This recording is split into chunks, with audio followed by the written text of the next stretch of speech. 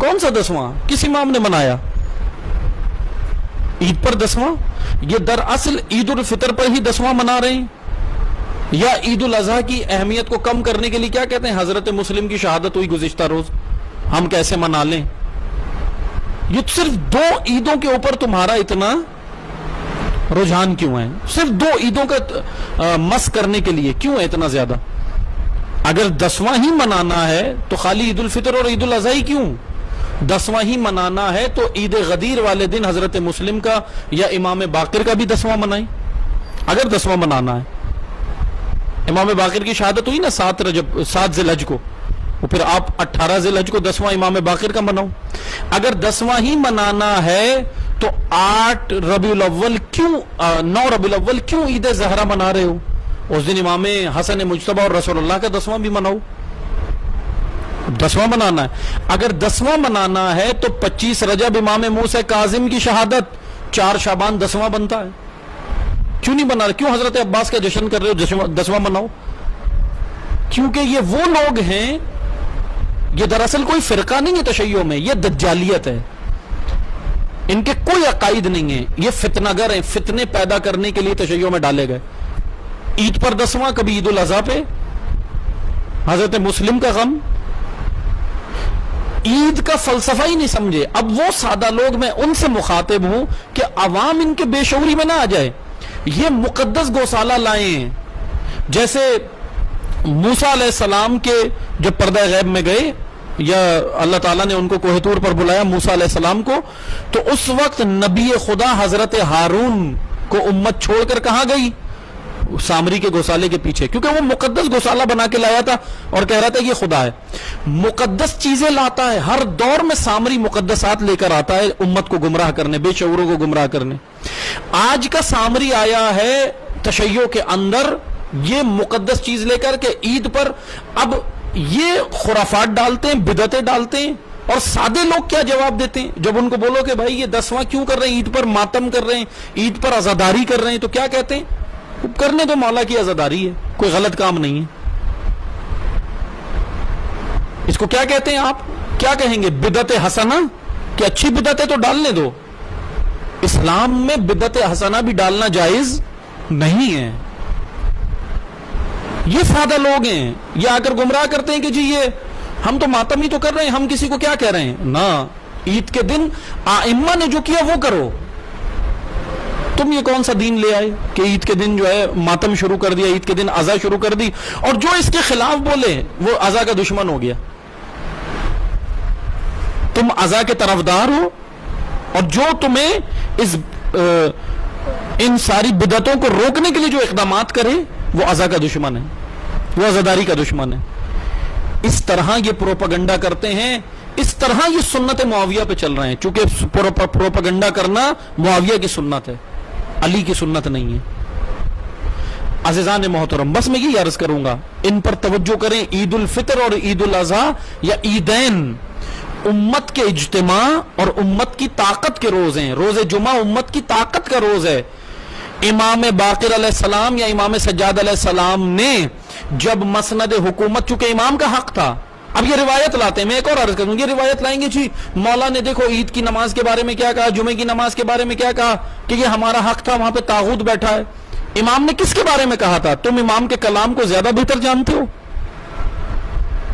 تم اتنے بڑے مطلب عالم ہو گئے۔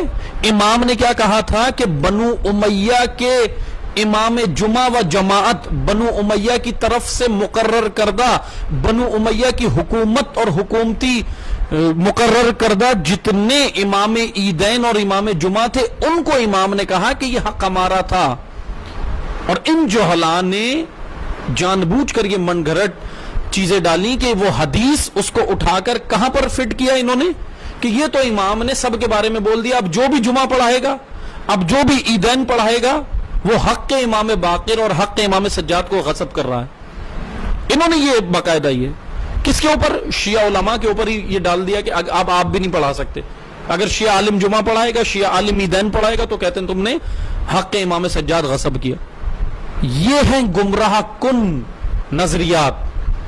اسی لیے امام جعفر صادق علیہ السلام نے معانی الاخبار میں کہا کہ ہماری حدیث، ایک حدیث جمع کرنے والا، ایک حدیث سمجھنے والا 1000 حدیثوں کو صرف جمع کرنے سے بہتر ہے. ایک وہ جس نے 1000 حدیثیں جمع کی، ایک وہ جس نے ایک حدیث کو سمجھ لیا. امام نے کہا یہ فقیہ ہے، یہ فقیہ بنے گا.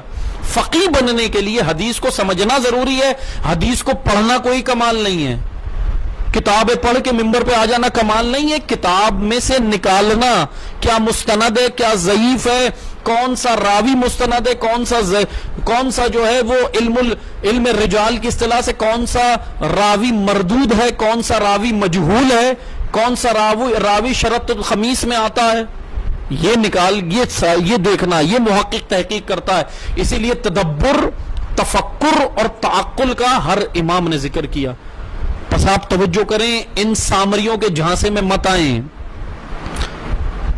عید الفطر کی اہمیت ہے، اپنی عید الفطر منائیں، عید الاضحیٰ منائیں جس طرح ائمہ نے منائی، ہمارے امام نے منائی. عید اللہ کی عبادت کا دن ہے، عید اللہ کی بندگی کا دن ہے. عید الفطر، فطرت کے اوپر سے جو آپ نے روزے رکھے، پورے 30 دن ماہ رمضان میں روزے رکھے، انسان کی فطرت سے غبار اٹھا، طبیعت کا غبار ہٹا، غرائز کا غبار ہٹا، شہوتوں کا غبار ہٹا. اب جو فطرت پاکیزہ ہو گئی، اس کی فطرت کی پاکیزگی کی وجہ سے اللہ نے تحفتاً عید الفطر عطا کی ہے. انسان کی فطرت کی پاکیزگی کی وجہ سے، اسی لیے اس کو عید الفطر کہتے ہیں. فطرت سے فطر ہے، فطرت کی وجہ سے فطر کہتے ہیں. یہ عید فطرت ہے، یہ عید بندگی ہے، یہ بندگی کا روز ہے آئمہ کی نگاہ میں. آئمہ کی طرز پر منائیں. اب آپ یہ سارے مثلا کلچر دیکھ کر کے گھومنے پھرنے جا رہے ہیں، ملنے جا رہے ہیں، سوئیاں کھا رہے ہیں، یہ کر رہے ہیں، تو آپ اس کو سمجھو اگر عید ہے تو یہ تو آپ کا کلچر ہے. امام مجتبیٰ کی طرح عید مناؤ، امام حسین کی طرح عید مناؤ، کربلا کے بعد امام سجاد کی طرح عید مناؤ، امام رضا کی طرح عید مناؤ. انہوں نے کب کون سا 10واں منایا؟ انہوں نے کہاں سے منایا؟ اور یہ آج جعلی حدیثیں چھاپنے کا کام کر کے تم لوگوں کو گمراہ کر رہے ہو. واٹس ایپ پہ چلانا اور سوشل میڈیا پہ چلانا جعلی حدیث امام کے نام سے. عوام اتنی سادی نہ بن جائے. یہ آج کی صفین کو سمجھو. اگر آج کی صفین نہیں سمجھے تو پھر کیا فیا لیتنی کنت معکم کرتے ہو کہ کاش ہم ہوتے، کیا کرتے؟ اگر بے شعور آج بھی، جو آج بے شعور ہے، اگر علی کے دور میں بھی بے شعور ہوتا تو اس وقت بھی وہ یہ نہ سمجھے کہ یہ جو نعرے لگانے والے سمجھ رہے ہیں کہ ہم اس وقت ہوتے تو یہ کر دیتے، وہ کر دیتے.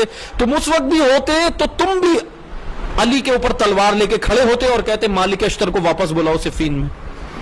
کیونکہ بے شعوری دشمن ہے. شعور